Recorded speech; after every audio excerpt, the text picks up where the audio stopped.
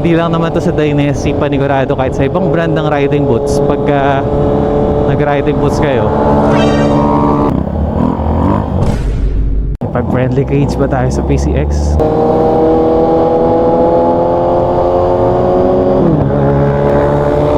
Yun, no?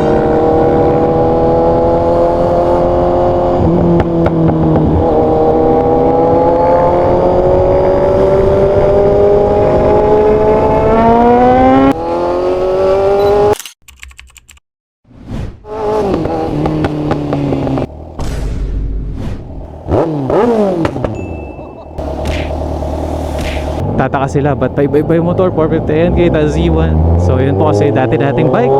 At ngayon po ay naka Z1000 na tayo. Dati kasi hindi ako active sa Facebook at TikTok at Instagram. Eh ngayon ko palang sinasabay. Welcome back sa YouTube vlog natin. Ngayon lang tayo makakapag-upload dito. Kamusta?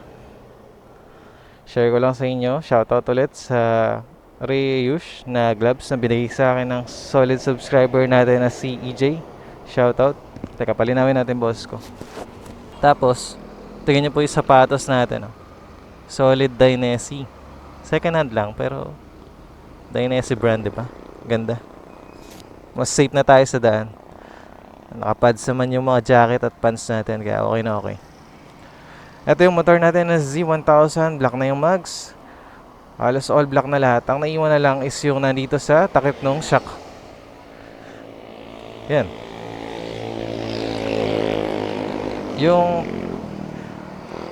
Yung headers natin ang bilis dumumi kapag ka naulanan. Pero kinakaskas naman natin. Tapos pakikintabi natin ulit. May vlog tayo doon. And then, naninibago lang ako. Parang may naririnig akong kakaiba after natin magpagawa ng coolant, no? Sana walang problema. Mapa-remap na rin soon. Nahin lang natin gulong. Naka-bearing, papa-double check ko pa rin. Pero alam ko namang okay kasi pagka nasa expressway tayo, wala namang kabig. Tara, samahan niyo ako. Road trip lang tayo dito sa atin sa Bulacan.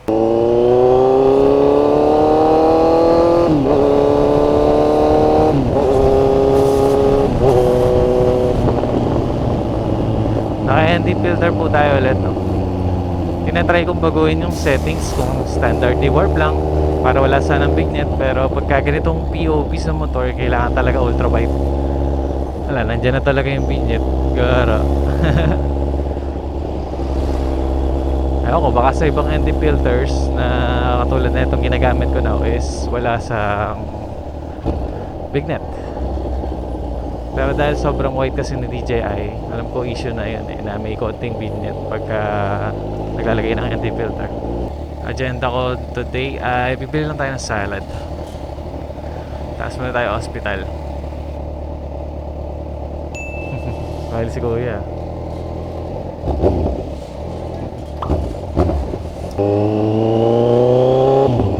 Lamig talaga pagka may mga puno sa kalsada eh, no? Kakamiss talaga mag-ride. When kaya yung feeling ko sa sapatos maganda. Medyo hindi ka na ganun ka-flexible. Siyempre high cut, nakakapanibago, matigas. Pero alam mong mas safe ka. And then mas maayos mo yung ano mo, foot positioning mo ng tama. So lagi ka nang nakatingkad sa foot peg, ready for rear set. Eh doon talaga pala magagamit yung rear set, ano. Sarap pala naka-rear set sa ganito, may grip ka sa tangke. Sa sniper kasi noon na na-try ko, parang nakakawit kasi wala kang iniipit na tangke.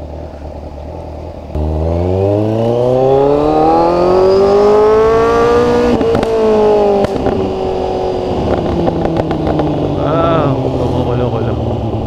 Sana di traffic dito papunta ng SM Balilan. Need ko sa highway dahil sa highway lang yung pupunta na bibilan ko.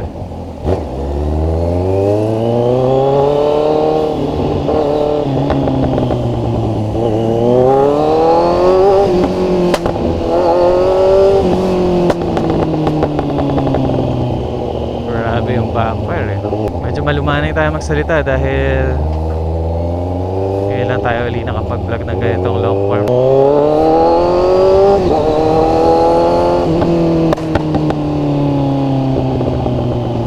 Grabe yung backfire.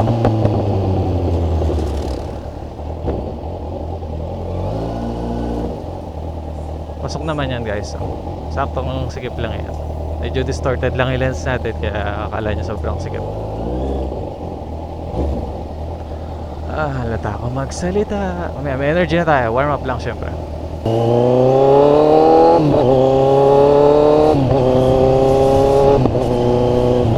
Saka yung ride ko ngayon, may purpose din na ma-record ko yung tunog ng Austin Racing exhaust kasi papalitan natin to ng SC Project CRT na bibili natin sa Ado Bars Muffler Shop kasama yung tropa natin, no?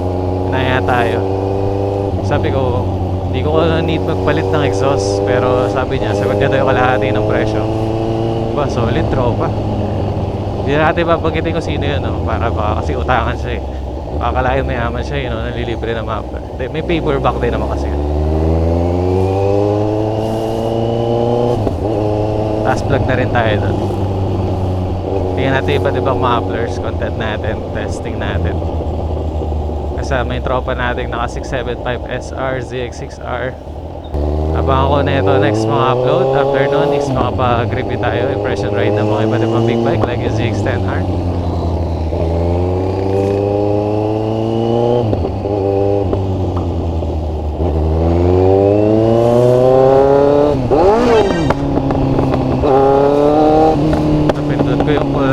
Kala ko nag-misgear ako. Masyado tayong relax.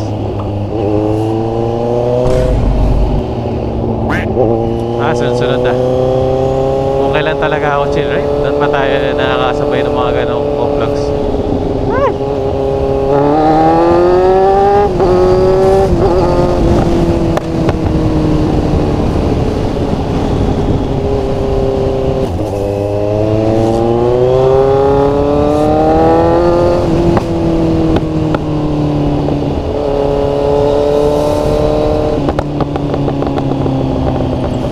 Tatabihin ko nga yung clip na ito nang naka-Austin Racing exhaust tapos naka-SC Project na. Ano kayang pinagkaiba ng tunog nila, no?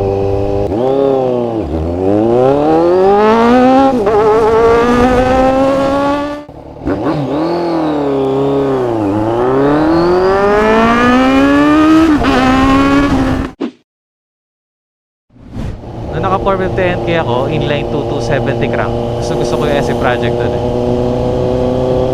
Pero sa inline 4 gusto ko yung Austin Racing. Medyo bulahon na yung Austin Racing sa inline 2. Pero maganda kasi 270 crank yung sa 450 NK. Dito naman sa inline 4 di ko na tripan nung una yung SC Project dahil parang malungkot sa video. Pero ibang SC Project ita try natin CRT. Baka mag-iba ito ng mas maganda.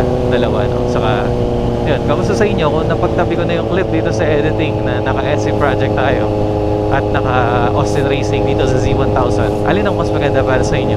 Comment down below. And then, shoutout ulit sa Ado Bars Muffler Shop na pinagbila natin, no? Settings natin sa video na is 4K 60fps tapos ultra-wide D-Log M tapos auto-color na lang tayo or enhance natin yung kulay sa editing. Then naka-ND filter tayo, kaya may big net sa gilid. Siguro dahil narawin na rin yung ND filter, pero yeah, may naman. Ganda pa rin kasi talaga ng ganitong cinematic, mas malinaw at mas immersive yung panonood na kahit hindi tayo mabilis. Mukha tayo mabilis dahil sa motion blur.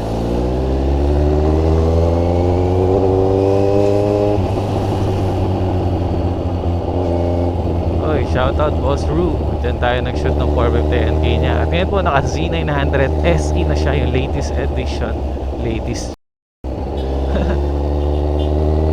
Yung latest edition na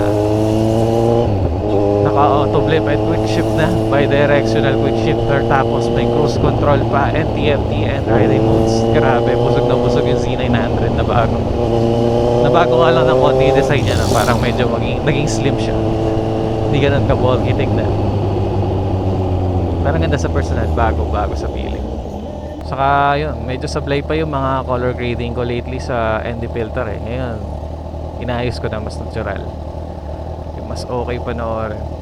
Kahit maaari kasi kahit naka ND filter, kahit cinematic, gusto ko yung ano pa rin, close to reality pa rin yung feeling, no? Para nakaka-relate. Maganda lang kasi yung mga cinematic video pagka maiksi lang siya. Pero pagka long form, parang hirap tagalan, pati yung motion blur sa 25 fps.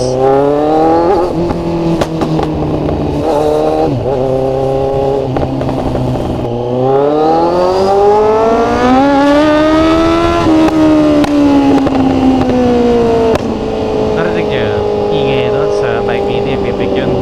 Pero dito, buo pa rin, ganda na tunog yun. Humiga lang tayo ng konti dahil kailangan tayo dun. Daming pilay ah. Sakto lang pala. Dito lang sa tapat ng SM Baliwag yung lakad ko eh. Bibili na tayo salad. Pauwi natin sa hospital. Dala-dala natin.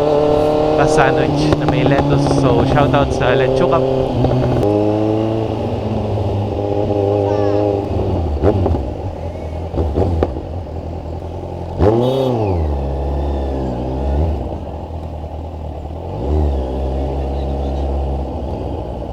Bukas na kaya? Sana bukas na. Yun. Ayan, kita naman pala, no? So, ayan yung mga tinda nila dito. Alright, tapos na tayo kumain sa Lechukap, guys. Sarap. Diretso na tayo muna na dalhin to sa aking bebe. Tapos punta ako Malolos. Okay po.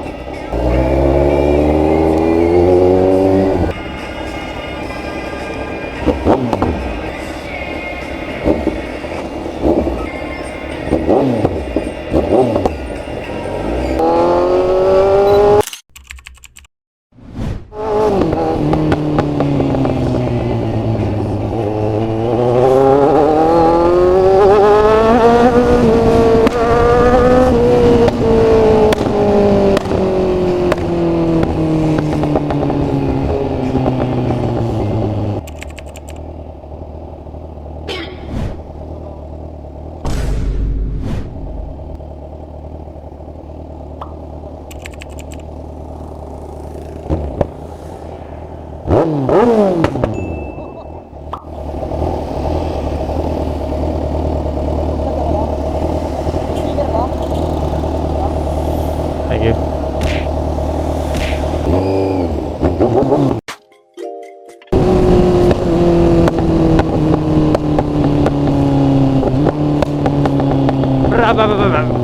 Gaano kadaming backfire? Ang sagot, yes. Daming backfire ngayon Z1000. Hindi naman ganito to before. Papatingin na rin natin. Okay na, relax na tayo. Relax na. Mamimiss natin itong backfire pag pinatanggal ko na to. Yeah. Yan, kailangan ko sa mga content ko ngayon eh. Yan maganda sa mga content natin eh. Dadamihan natin yung interaction sa mga makakasalamuhan natin sa daan na good vibes na pa ng big bike na pag nag-request sila ng bomba, pagbibigyan natin.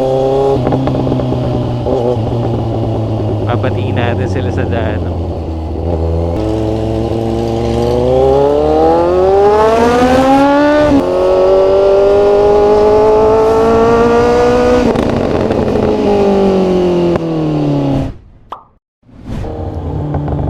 What's up guys? Welcome again sa vlog. Medyo inayos ko na yung mic natin na nakaraan kasi medyo nakatagilid kaya malakas yung sagap ng exhaust. Ngayon tinapat ko na sa bibig ko. Sana hindi nagpipik yung mic. Sakit mami, naririnig sa intercom mo yung ano sa... Teka na ako. Ayan, na ako yung intercom niya. Ano nasasagap yung minor. Diba, wag na, okay na yung sa akin lang. So sa panibagong setup na to na ICC, naririnig nyo na po yung OBR ko ulit nung nag-test tayo ng mic mini. Ngayon po wired mic tayo ulit na isang setup lang na hindi na kailangan ng dalawang mic mini. Ito naman isang lapel mic tapos isang intercom connect na wired na may mic para sa speaker at may saksakan ng mic natin for vlogging. So dual mic pa rin pero ito na yung naiipit na natin sa cheek pad para isang setup na lang.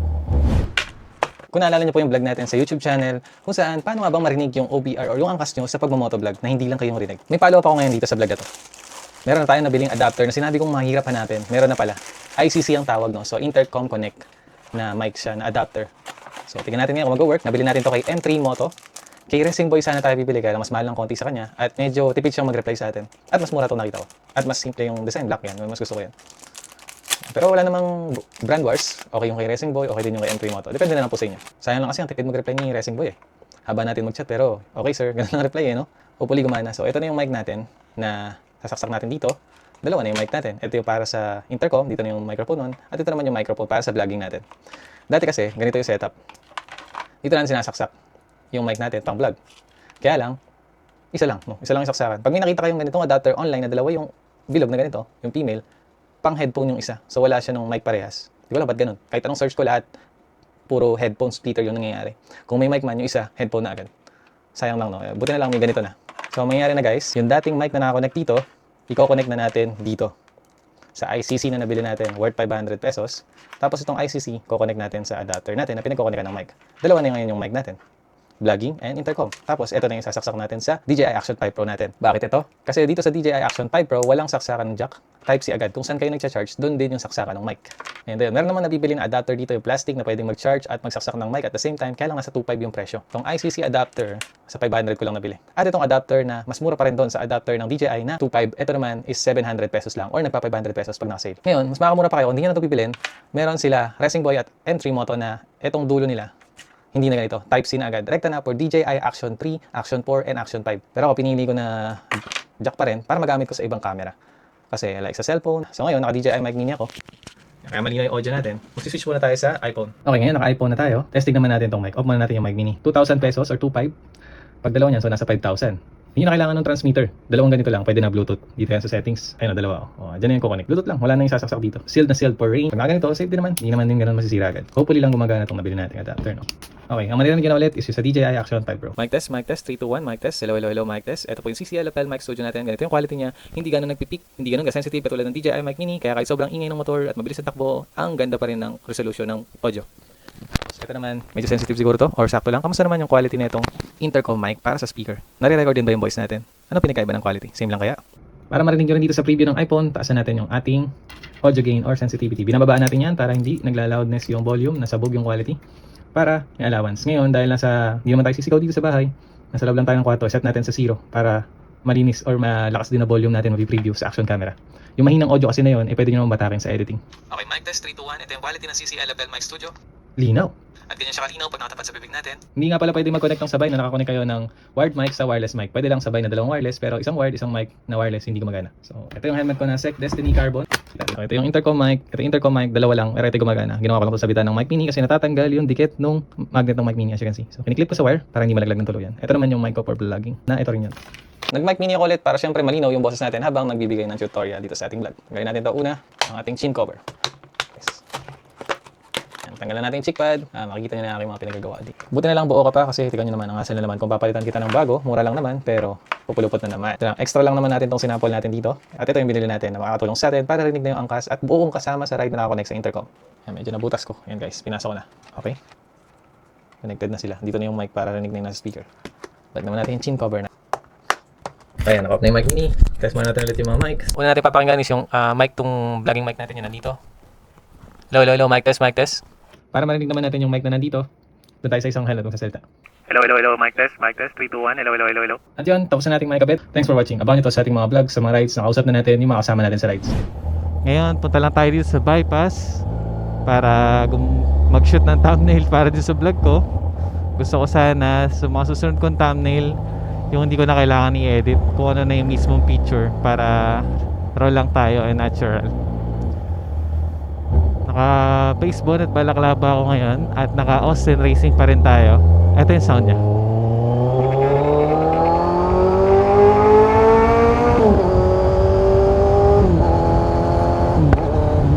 Yun nga lang, pati yung static ng intercom natin naririnig, no?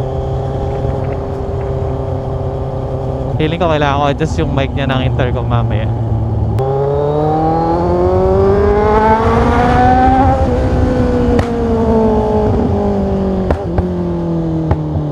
Papacheck din natin yung backfire, so masyado nang malakas eh. Sana di na umulan, or kung umulan nun, makauwi muna tayo ulit agad bago ibuhos.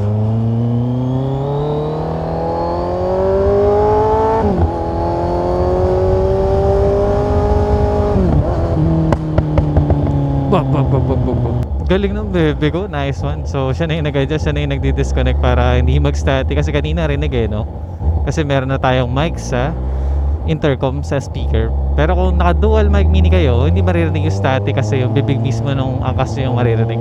Kaya lang, hindi siya pang group ride. Ayan, may static ulit. Para mag-uusap kami para marinig nyo, no?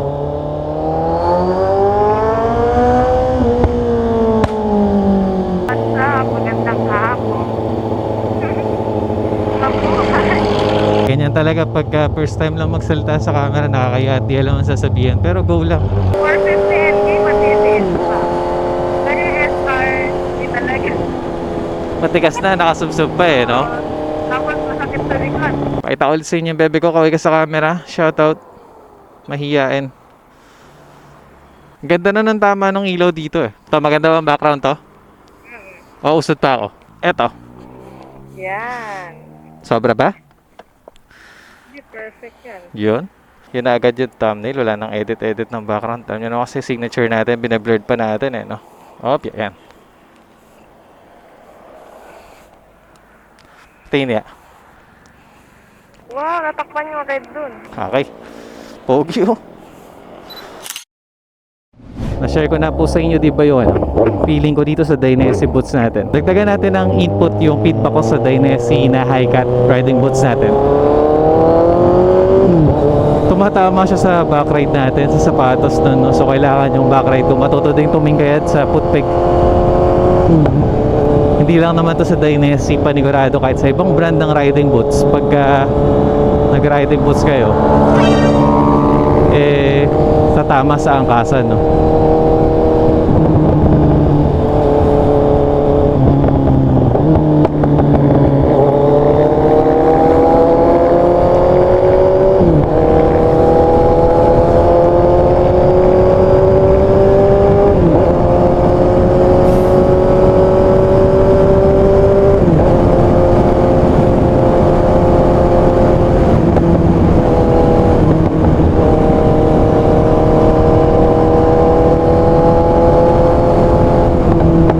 Bilis din ng PCX, ano? 108, 110.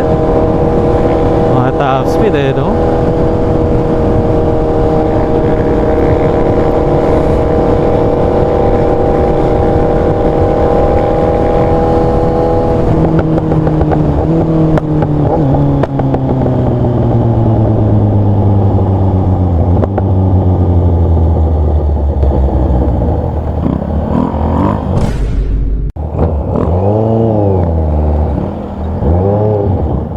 Friendly gauge ba tayo sa PCX?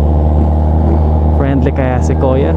Yun, no? Lagi, masaya si Kuya. Tinignan pa siya, nakangiti siya. Oh, parang gusto lang. Siguro baka gusto niya din magpa-fly. Fly pa yan. Ganda ng kalangitan, no?